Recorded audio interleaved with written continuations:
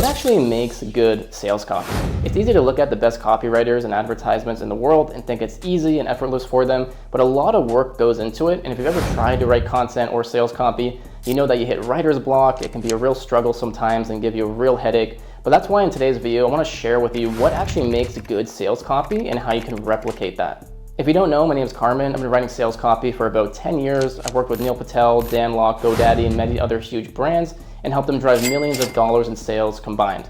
And one of the first things that makes good sales copy stand out is that it's clear and simple to understand. There's no technical jargon that will confuse the audience or that they might not know or understand. All the fluff is cut out. If you can say something in one sentence versus one paragraph, you should always do that. More copy doesn't always necessarily mean that it's better. And also, really good sales copy is conversational. This is really good in B2C. Sometimes in B2B can also be effective and good. You might be more professional in your tone when you're speaking to another business. But typically, if you look at really good sales letters and advertisements, it's almost like a friend speaking to a friend.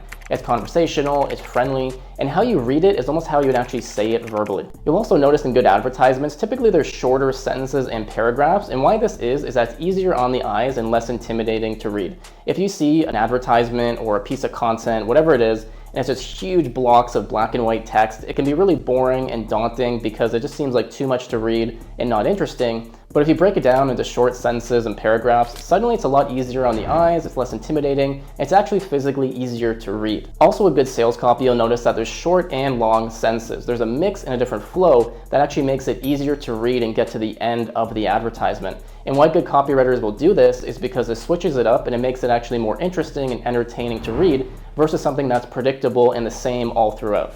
Secondly, good sales copy has a strong headline. You've probably heard me say that 80% of people read the headline and that is it. There's tons of data that shows if the headline isn't effective and eye-catching, people will just miss the advertisement or they'll keep scrolling. Now, when it comes to actually what makes a good headline, we could talk about this for hours, but some of the main strategies would include: one, using numbers. This makes something more tangible and exciting because if you just say, here's how to lose weight, that's pretty generic and bland. But if you say 7 secret ways to lose belly fat, it's a lot more interesting, and it also ties other elements into it, like curiosity. Creating curiosity and mystery is one of the most effective things you can do in your headline, but also throughout the entire body of your sales copy. It gets someone on the edge of their seat. They want to learn what it is you're talking about. And of course, it's almost like a reward for sticking around that they find out when they click the ad, the email, or they get to the end of the advertisement. And how you actually pull off curiosity and mystery depending on the actual advertisement and channel itself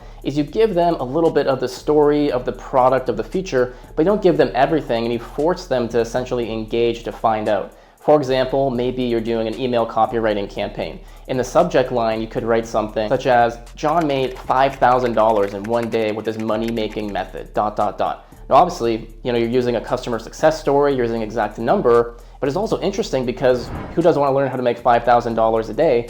And then they have to click the email and open it to actually learn, what the money-making method is. It's a simple example, but once again, you just withhold a little bit of the information to make the customer want more. You can also offer a benefit in the headline or the subhead. Normally the subhead is going to support the headline. So if you don't use a strategy in the headline, you can also use it in the subhead to support the information or the point.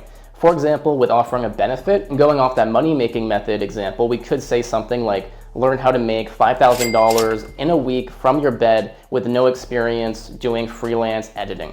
So we're offering a benefit that if they actually read this advertisement, this content, that they're going to learn how to make that much money with no experience from the comfort of their home. You can also ask questions that are related to the customer's situation or specifically the pain point and the challenge that they're experiencing. For a skincare product, you might ask, do you struggle with acne and pimples and low self-esteem? For a business offer, you might ask, are you not seeing the conversions and sales that you want to see, even though you're putting in all the effort and investing? Ask them something that's related to their experience, their thoughts, and their feelings, and that'll get them engaged because it's relevant, but also shows that you understand them. And that brings me to point number 3, which is understanding your customer. One of the most underrated parts, but most important in the copywriting process is research. Something I see with my students and people I've mentored all the time is that they struggle to write copy, and sometimes they have something pretty decent on paper, but they're just hitting writer's block so much, they're struggling, they can't move forward. And then when I ask what kind of research have they done, it's almost entirely zero.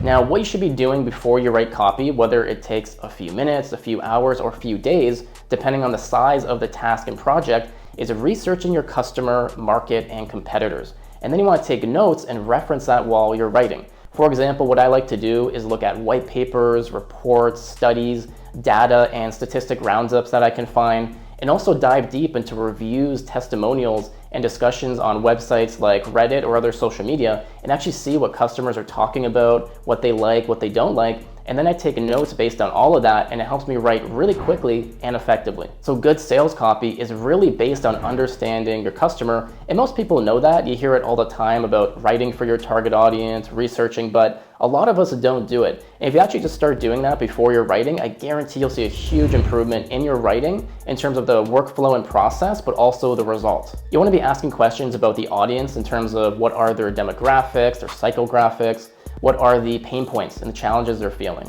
what are their thoughts and emotions and desires, and why they would want a product or service like this. And then with the product itself, you want to think about what's the unique value proposition and what makes it different, the features, the benefits, the pricing, how you can essentially leverage it or position it in a different way that makes it look a lot better than the competitors. And once again, just put this into a spreadsheet, a Word doc, and reference it when you're writing.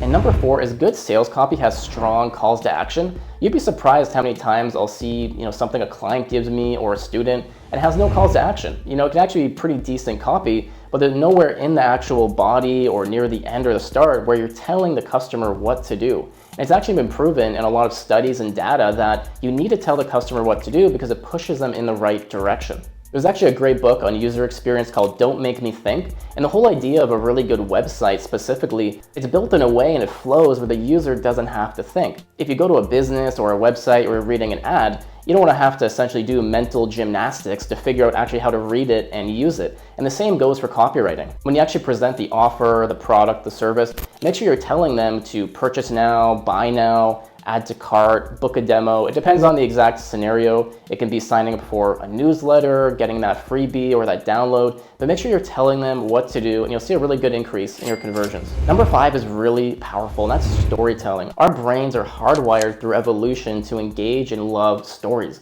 because it's a way to essentially communicate with other people. And think about way back when we were doing cave paintings and drawings. That was a form of storytelling and communicating. Stories are one of the best ways to communicate because they get a point across, but they're also very emotional. For example, you can use the hero's journey template and formula where you present essentially a problem, the hero going out and essentially trying to slay the dragon. They go through that journey, that adventure, and then they come back home victorious. So you might talk about the struggles you faced that are related to the product or service, how you actually went out and solved it and came home victorious. You can also use customer success stories and testimonials as they are literally a story of how someone used your product and then gained some kind of result and their experience with it and how they recommend it to other people. And you can also use fictional stories, maybe where you compare two people, one person that does copywriting, one that doesn't, and then you show kind of the difference in the results and then tie that into your product. And then next up is good sales copy is formatted and structured. Now, one of the big things you want to think about is having a logical flow. For example, you wouldn't really talk about the pricing of a product before you've even introduced it.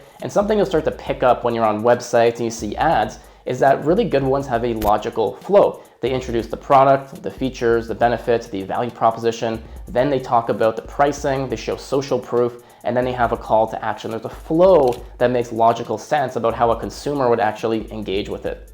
Now, also you want to think about breaking up your pages and ads with headings and subheadings. This helps you break up different points and things you're talking about. So if someone scrolls through, they can quickly find what they want. And it's really easy just to understand and breeze through. And then last but not least is editing and proofreading. Good sales copy is going to be edited and proofread really thoroughly. And something that you might not do is properly go through your sales copy. And the next you know, you're publishing it and it has grammatical errors. There's no logical flow and there's a lot of problems with it. So what I recommend you do is either outsource this to a really good editor or proofreader. You can find them on freelance websites like Upwork or Fiverr. Or if you want to do it yourself, use tools like Hemingway app and Grammarly. Go through your sales copy, make sure there's no spelling or grammar mistakes. Once again, ensure that there is a logical flow. Cut any fluff out, technical jargon, things that don't really help get your point across. Also make sure that everything you say is accurate. Back up any points you have with data, case studies, and statistics. If you want to learn more about what makes a good sales copy, go into the description, read my full blog post on this topic.